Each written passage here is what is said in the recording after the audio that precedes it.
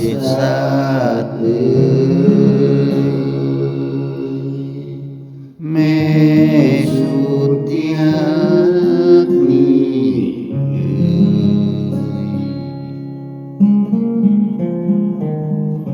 เอาเจ้าบ่เอ่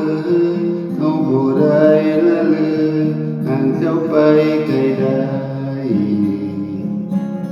เอาฮักต่างดวงใจเอาเพลงด่างแก้วตาเอาขอมอบชีวาไว้กับแผ่นดินแห่งนี้ดินแดนแสนอันมีดินแดนแสนสวยงามปู่ย่าตานายเอาสร้างมาอยู่บ้านแม่เฮากินข้าวเหนียวจำปาเดิน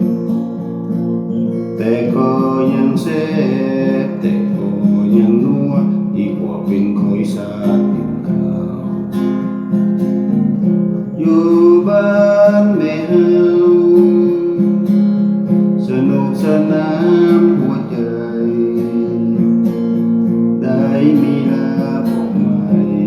ที่พักนำพาประสาทมีสิทธิ์เสรีเอายังดี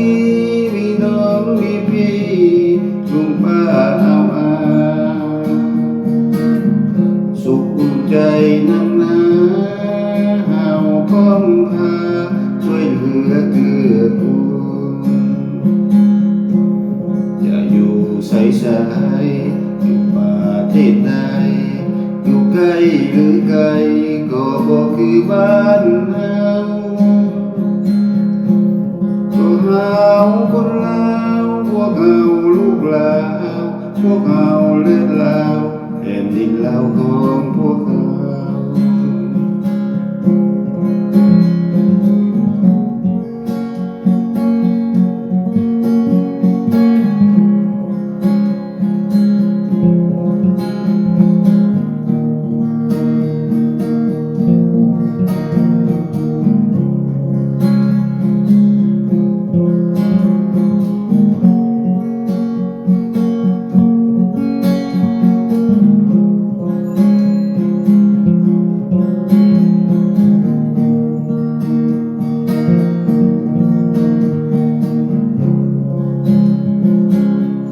อยู่บ้า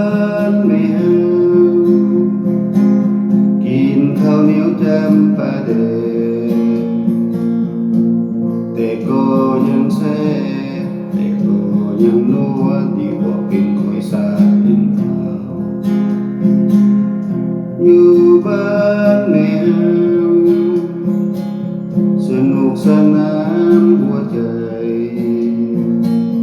ได้มีลาที่พักนำพาประสาทมีสิทธิ์เสรีเอายังดีมีน้องมีพี่ลุงป้าเอาอาสุขอุ่นใจนักหนาเฮาพร้อมพาช่วยเหลือเกื้อกูลจะอยู่ใส